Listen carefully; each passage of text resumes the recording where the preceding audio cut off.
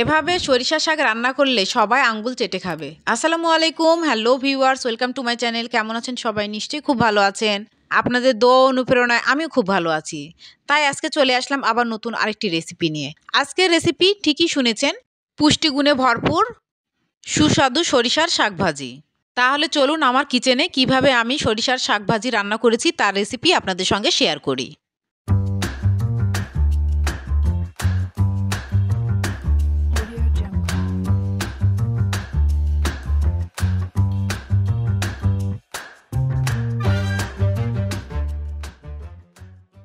এখানে আমি ৩ আঁটি সরিষার শাক নিয়ে নিলাম।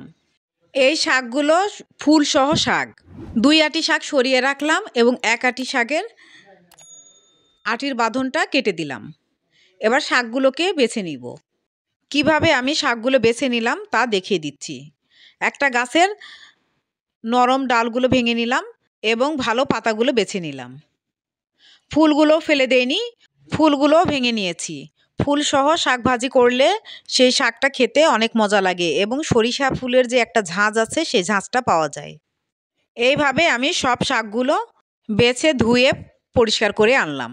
শাকটা ভাজি করার জন্য বড় সাইজের একটি পেঁয়াজ কুচি করে কেটে নিয়েছি, কয়েক টুকরো রসুন কুচি করে কেটে নিয়েছি, কাঁচামরিচ ফালি করে নিয়েছি, পেঁয়াজ কলি কুচি করে কেটে নিয়েছি এবং ২টি আলু কিউব করে কেটে নিয়েছি।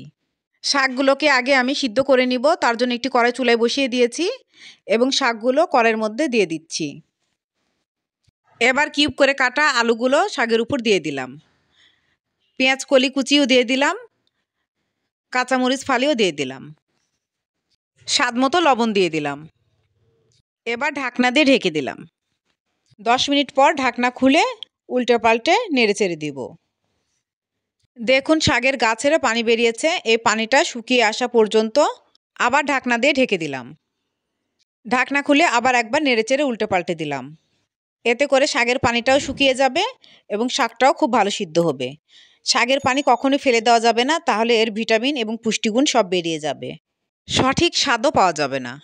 শাকের পানি একদম শুকিয়ে গেছে, এবার আমি চুলা থেকে নামিয়ে রাখলাম এবং শাকগুলো তেলের উপর দেওয়ার জন্য আরেকটি কড়াই চুলায় বসিয়ে দিলাম।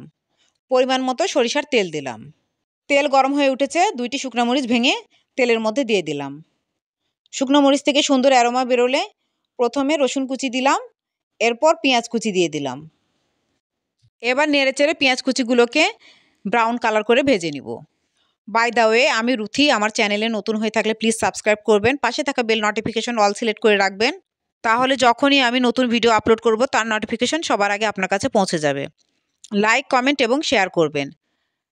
যারা ফেসবুক ও ইনস্টাগ্রাম থেকে দেখছেন প্লিজ পেজটাকে ফলো দিয়ে রাখবেন, লাইক, কমেন্ট এবং বন্ধুদের মাঝে শেয়ার করে দেবেন। যারা already like, comment, share, subscribe এবং ফলো দিয়েছেন তাদেরকে ম্যানি ম্যানি থ্যাঙ্কস। আজকে আমার চ্যানেলের এই ভিডিওটি যিনি ফার্স্ট ভিজিট করেছেন তাকেও ম্যানি ম্যানি থ্যাঙ্কস। আমার অন্যান্য রান্না দেখতে চাইলে প্লেলিস্টে ক্লিক করবেন, আমার সব রান্না দেখতে পেয়ে যাবেন। পেঁয়াজ ভাজা হয়ে গিয়েছে, এবার শাকগুলো তেলের মধ্যে ঢেলে দিলাম। এখন নেড়েচেড়ে তেলের মধ্যে শাকগুলোকে কিছুক্ষণ ভেজে নিব। ১০ মিনিট ধরে আমি শাকগুলোকে খুব ভালো করে ভেজে নিয়েছিলাম। যখন শাকের গা তেলে চকচক করবে তখন বুঝতে হবে শাক ভাজা হয়ে গিয়েছে। আমার শাক ভাজা অলরেডি হয়ে গিয়েছে, এবার আমি পরিবেশন করে দেখাচ্ছি। ফুলসহ এই সরিষার শাক খেতে খুবই মজা হয়েছিল। যারা ফুলসহ শাক খাননি তারা একবার আমার রেসিপি ফলো করে রান্না করে খেয়ে দেখুন, আশা করি খুব ভালো লাগবে এবং কমেন্টে আমাকে জানাতে ভুলবেন না যে কেমন হয়েছিল। সরিষার শাক থেকে ঝাঁঝালো গন্ধ বের হয়, খেতে খুব টেস্ট লাগে। আমার বাসায় তো সবাই খুব মজা করে এই সরিষার শাক খায়। কে কে সরিষার শাক খেতে পছন্দ করেন কমেন্টে অবশ্যই জানাবেন। নিউ ভিডিও দেখার ইনভাইট করে আজকে বিদায় নিচ্ছি। ভালো থাকবেন, ভালো রাখবেন, আমার জন্য দোয়া করবেন। আল্লাহ হাফেজ।